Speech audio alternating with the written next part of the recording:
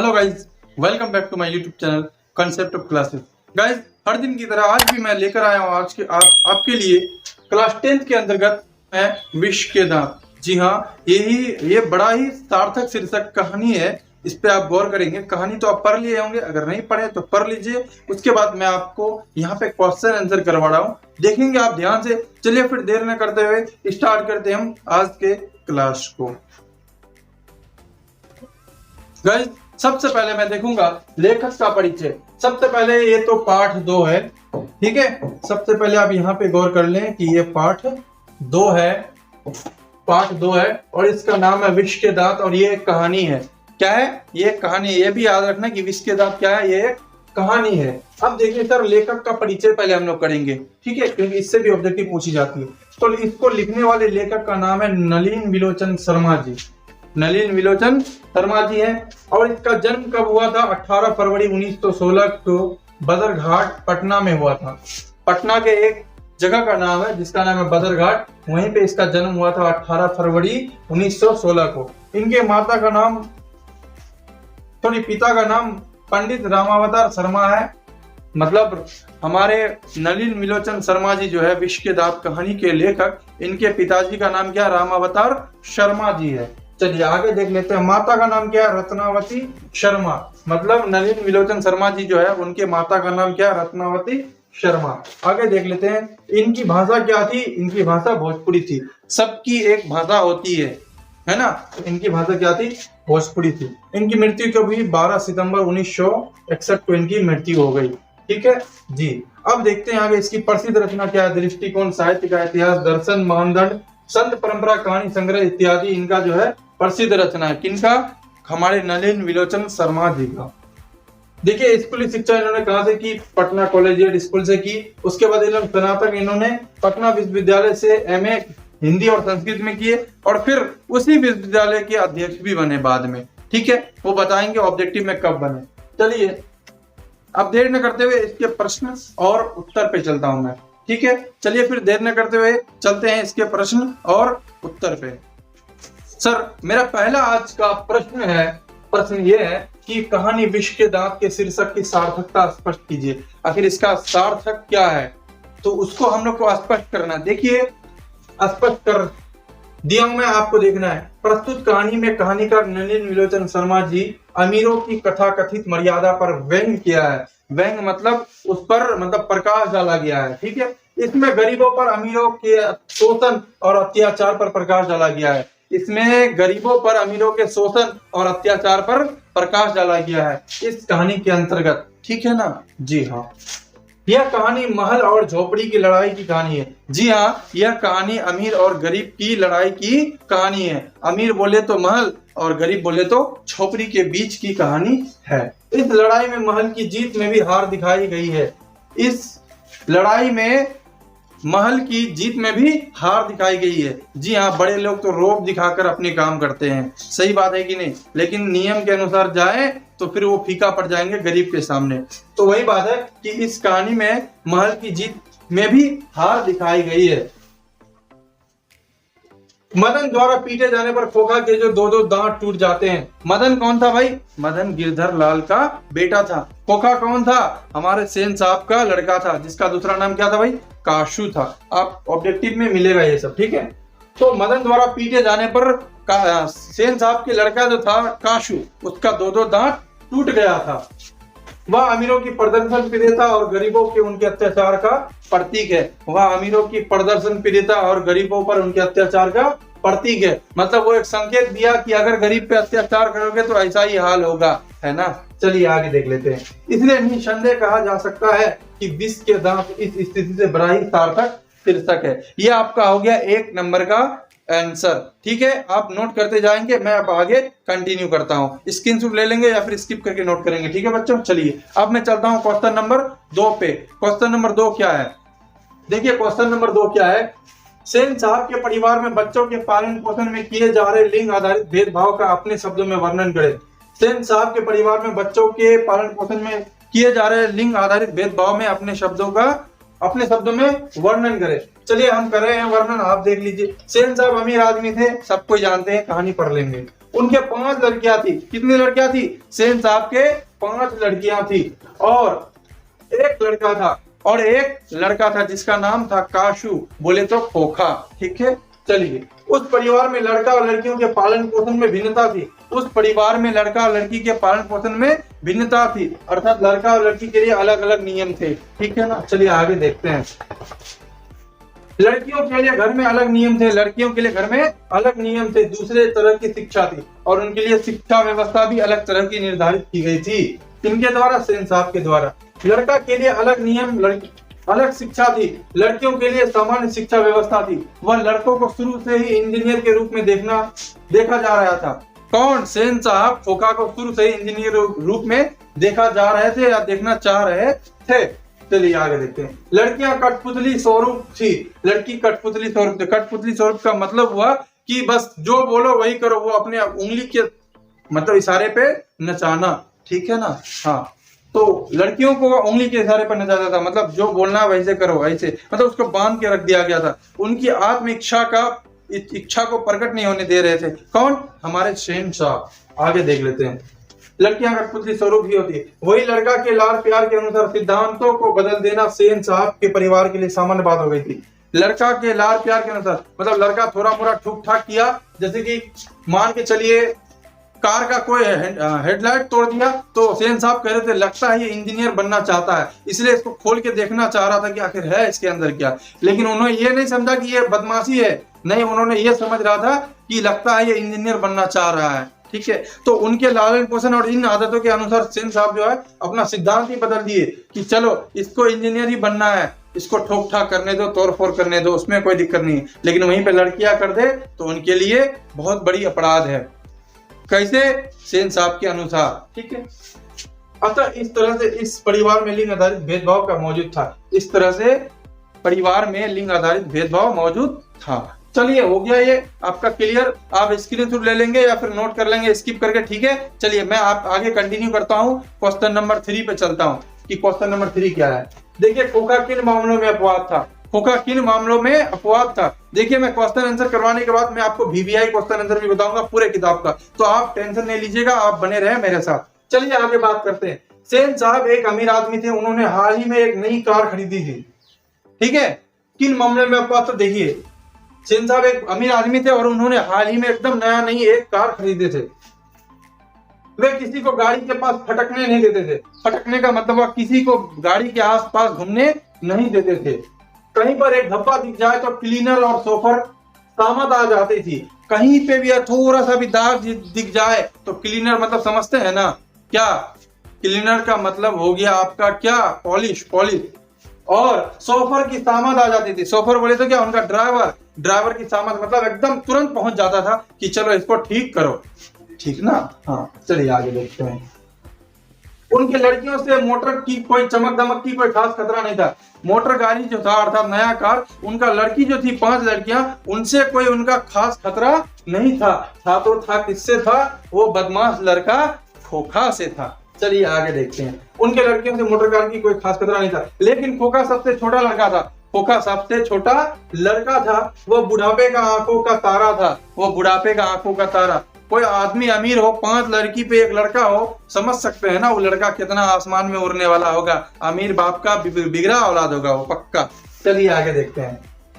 सबसे छोटा लड़का था, वह बुढ़ापे का आंखों का तारा था। सही बात है, अमीर आदमी है, 5 बेटी है, 1 बेटवा है, तो बुढ़ापे का आंखों का तारा होगा ही एकदम। उसको तो आसमान में चढ़ा के रखेगा उसका बाबूजी। चलिए, इसलिए सेन साहब ने उसे काफी छूट दे रखी थी। बाप का 1 बेटा तो छूट देवे करेगा, वो भी बाप अमीर है। वह घर के नियमों का भी अपवाद था। सारे नियम कानून को तोड़ तार के चलता था। कौन? खोखा।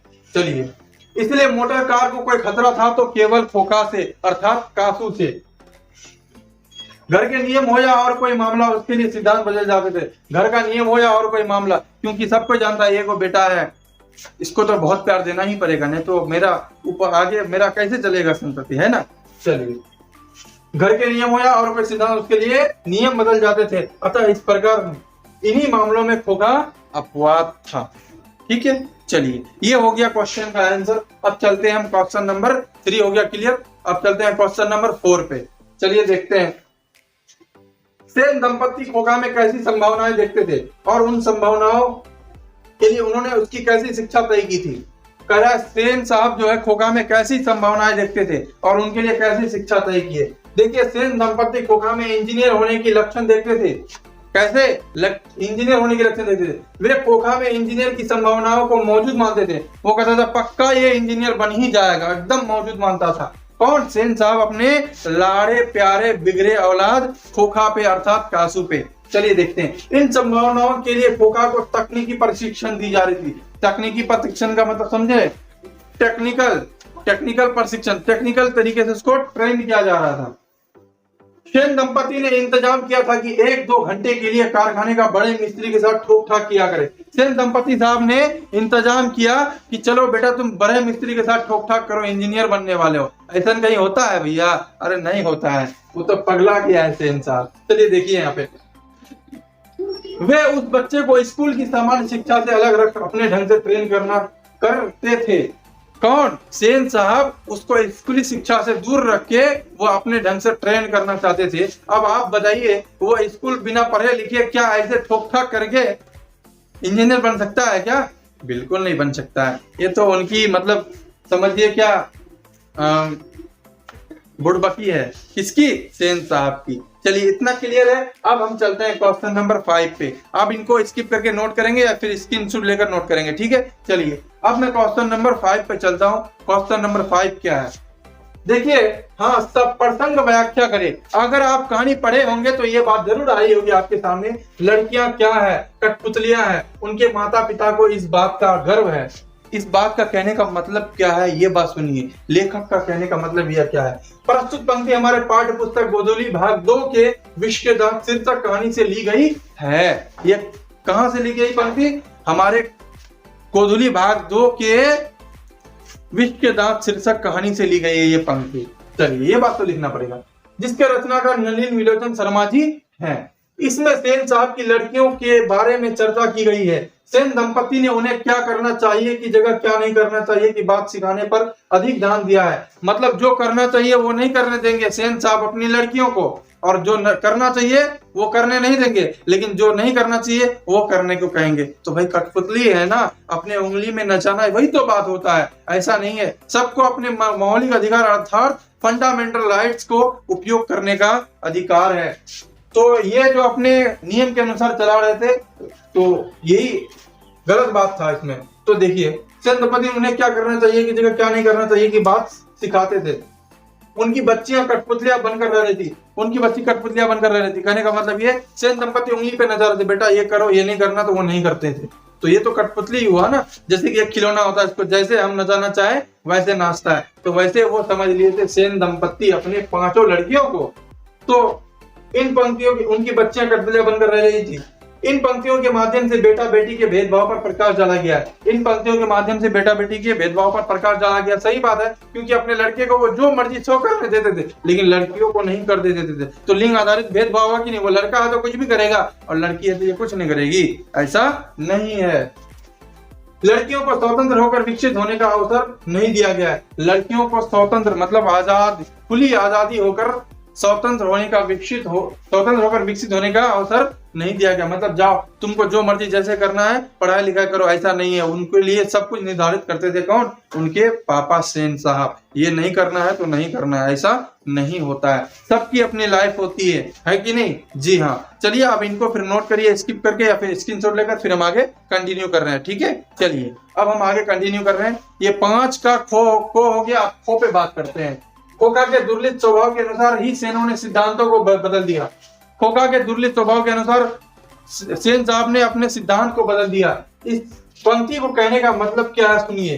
प्रस्तुत पंक्ति हमारे पाठ्य पुस्तक गोधूली भाग 2 के विश्व के दांत शीर्षक कहानी से ली गई है, जिसके रचनाकार नलिन विलोचन शर्मा जी हैं। चलिए आगे बात करते हैं। कवि कहते हैं कि सेन दंपति अपने अर्थात सेन साहब अपनी लड़कियों को अच्छे संस्कार का शिक्षा देते थे, पर खोखा के लिए अलग ही नियम था। हाँ, एक बात था कि वो संस्कार में बहुत ध्यान देते थे लड़कियों पर, बाकी चीज गलत था अलग बात है, लेकिन खोखा पर बिल्कुल भी ध्यान नहीं देते थे। पर खोखा के लिए अलग ही नियम था, उसके लिए शिक्षा के सिद्धांत भी अलग तैयार किया गया था। किसके लिए? खोखा के लिए। आज यह है कि खोखा को जीवन में वास्तविक आदर्शों के अनुसार चलने की तालीम नहीं देकर सेन दंपति ने इसके स्वभाव के अनुसार सिद्धांतों को ही बदल दिया। अर्थात जो नियम, तालीम का मतलब नियम, ये उर्दू लफ्ज है।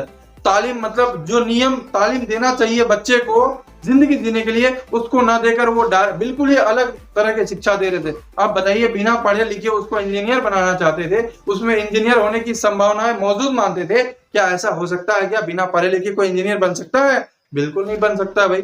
तो फिर ये उनकी बुड़बकी भी थी। चलिए आप इनको नोट करिए स्किप करके या फिर स्क्रीनशॉट लीजिए। चल मैं अब आगे मैं कंटिन्यू कर रहा हूँ। क्वेश्चन नंबर 5 का खो हो गया, क्वेश्चन नंबर 5 का गो नंबर पे प्रस्तुत एक मिनट। ऐसे ही लड़के आगे चलकर गुंडे, चोर और डाकू बनते हैं।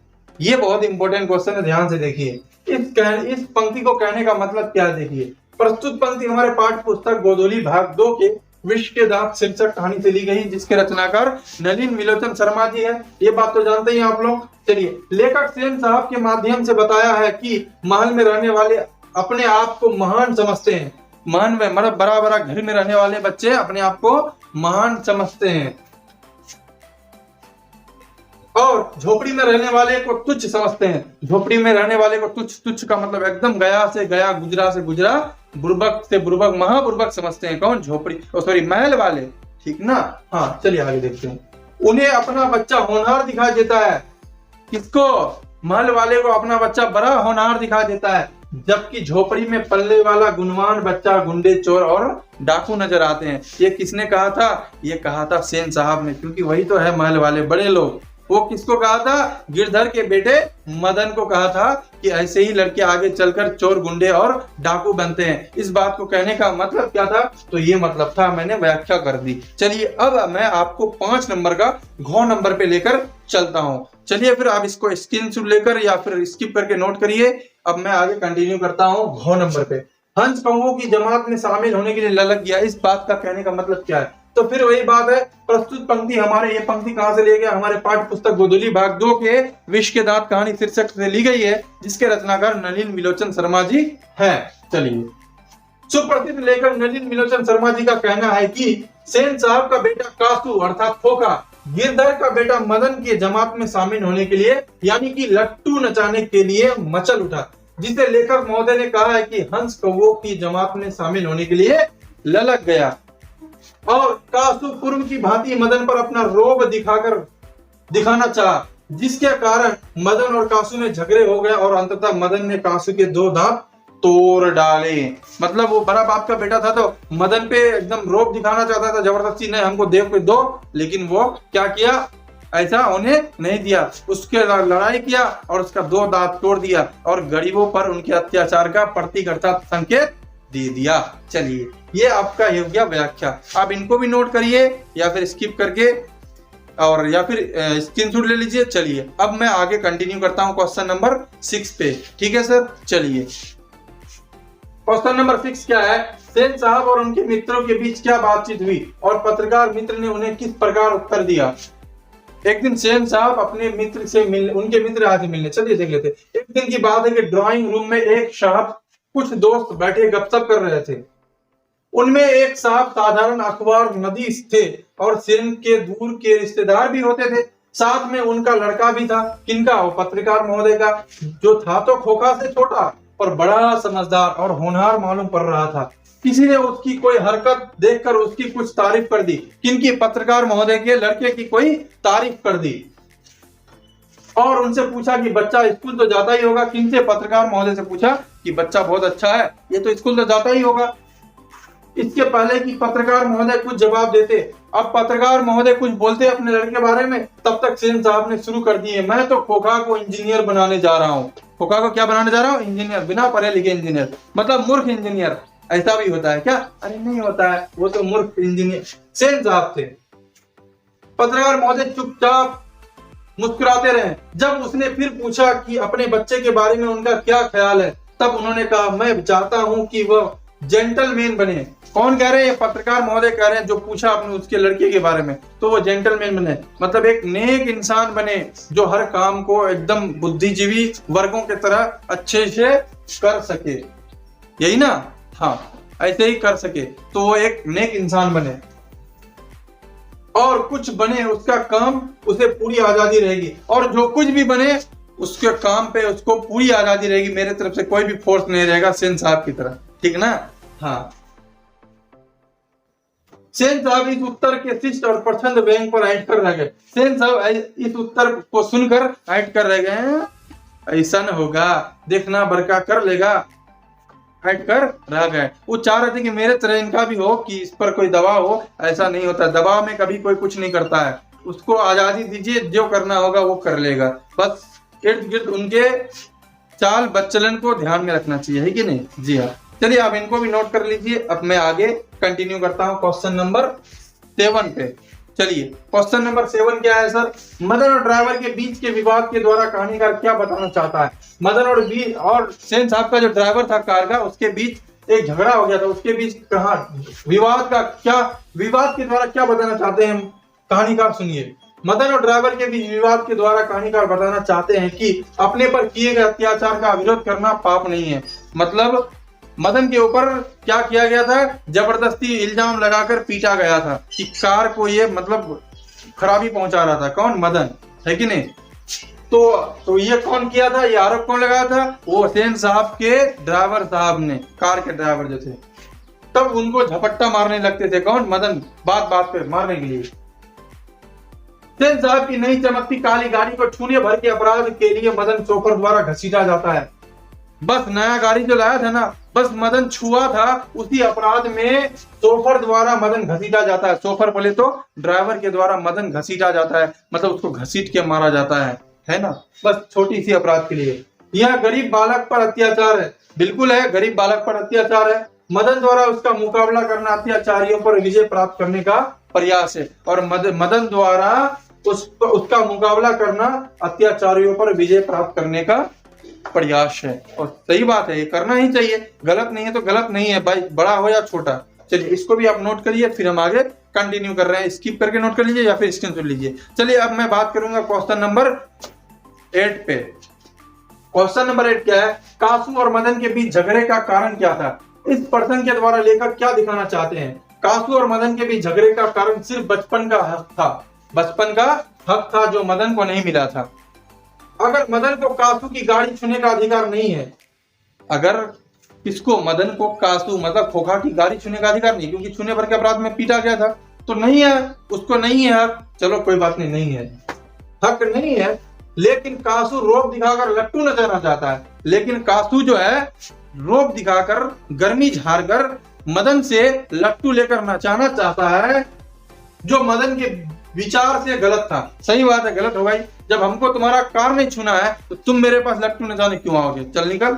सही बात है। फिर मदन में बदले की आग भड़कने लगी। अच्छा कोई बात नहीं, तुम मार दिया ना, एक दिन तो बदला ले ही लेंगे। जिसके कारण दोनों में झगड़ा हो गया। फिर दोनों में झगड़ा हो गया, किसमें? कासू में, अर्थात खोखा में और मदन में, जिसके कारण दोनों में झगड़ा हो गया। इस प्रसंग द्वारा लेकर यह दिखाना चाहते हैं कि बच्चों में भी भावना जगती है बदले की, है कि नहीं? भावना नहीं जगती तो कैसे वो बदला लेने के लिए माइंड में आता है उसका। सही बात है। चलिए, आप इनको भी नोट करिए, फिर हम आगे कंटिन्यू करते हैं। चलिए, अब बात करते हैं क्वेश्चन नंबर 9 पे। क्वेश्चन नंबर 9 क्या है मेरा?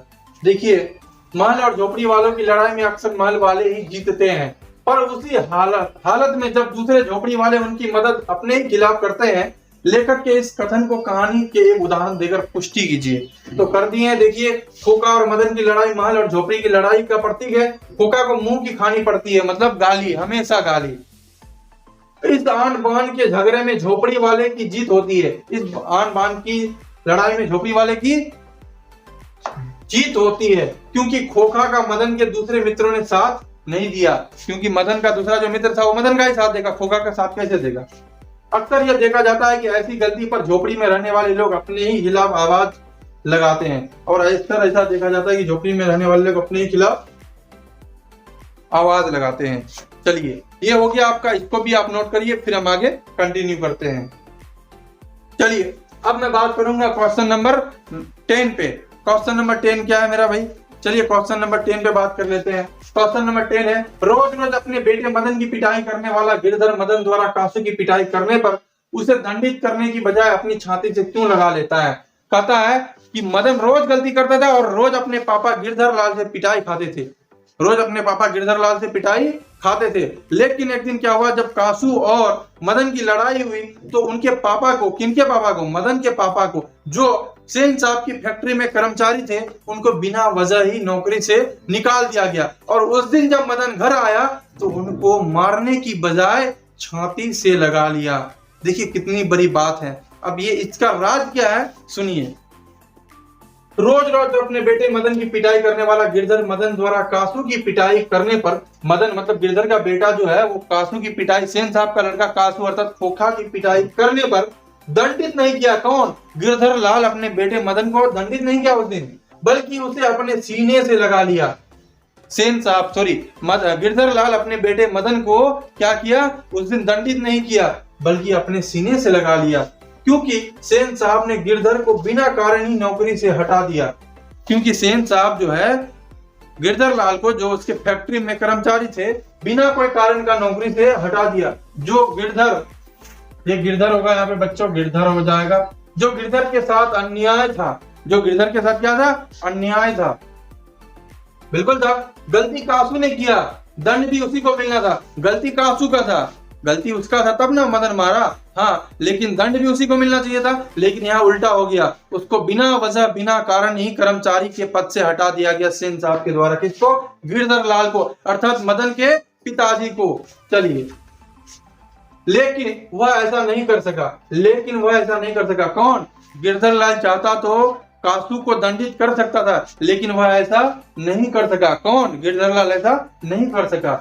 क्यों नहीं कर सका? क्योंकि वह मजबूर था। इसलिए जब उसका बेटा मदन कासू को पीट कर आया था, तब गिरधर अपने बेटे पर गर्व कर रहा था, लेकिन वो मजबूर था। छोड़ो, चलो ये बड़े बाप का बेटा क्यों करें, रहने दो।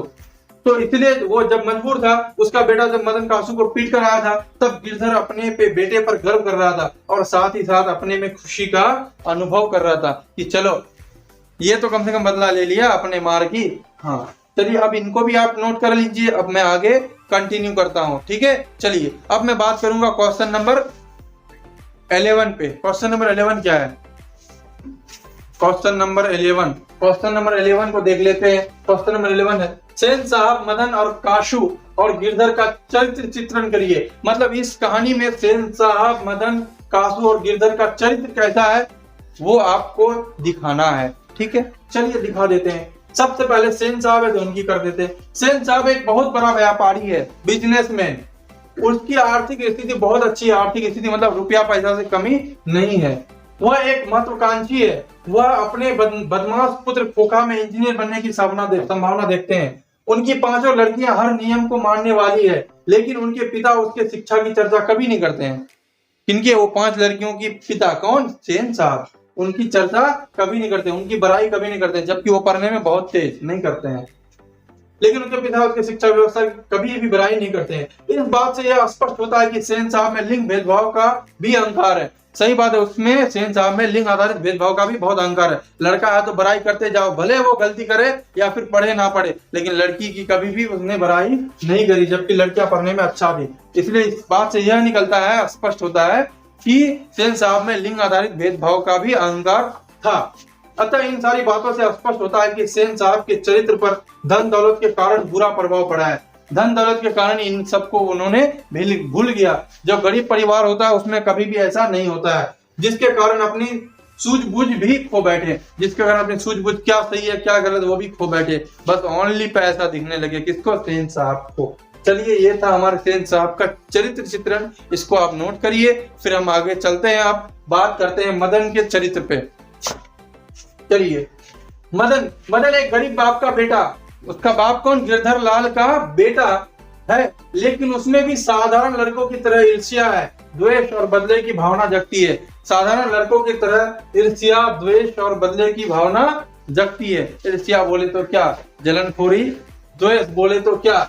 मतलब उससे द्वेष का कहने का मतलब ये है कि अच्छा भाव, ये भी कह सकते हैं। और बदले की भाव, बदले की भाव तो बोलो, बदला लेने की भाव भी जगती है। इसलिए सेन साहब के ड्राइवर को बार बार मारने के लिए झपटता है, सेन साहब के ड्राइवर को बार बार मारने के लिए झपटता है। बदला लेने के विचार से मदन खोखा को भी पीटता है। अतः इन सारी बातों से यह स्पष्ट होता है कि मदन एक स्वाभाविक लड़का है। चलिए ये हो गया आपका मदन का। अब मैं बात करता हूँ काष्टू अर्थात खोखा का चरित्र कैसा था। सेन साहब का एक लौता बेटा है, कौन? कासू खोखा। अपने माँ बाप के लाड़ प्यार में बिगड़कर बदमाश बन जाता है, कौन? कासू खोखा। अपने पिता की ही तरह ही उसमें अहंकार की भावना पनपने लगता है, अपने पिता की तरह ही उसमें अहंकार की भावना पनपने लगता है। किसमें? कासू अर्थात खोखा में। वह नटखट भी है, जिसके कारण उसे तोड़ फोड़ में अधिक मजा आता है। किसको? कासू को, खोखा को। इसलिए वह मदन से लट्टू नचाने के लिए रोक से मांगता है, जिसके कारण लट्टू नहीं देने पर उलझ जाता है, मतलब झगड़ा करने लगता है। अतः इन सारी बातों से यह पता चलता है कि कासू भी एक स्वाभिमानी लड़का था, सेल्फिश, लेकिन बदमाश और अहंकारी है। लेकिन वह बदमाश और अहंकारी भी है। चलिए ये मदन और कासू का चरित्र चित्रण है, इनको भी आप नोट करिए। अब हम चलते हैं आगे। अब एक बचा गिरधर लाल, बहुत ही इंपॉर्टेंट बात है, आप सुनिए गिरधर लाल को।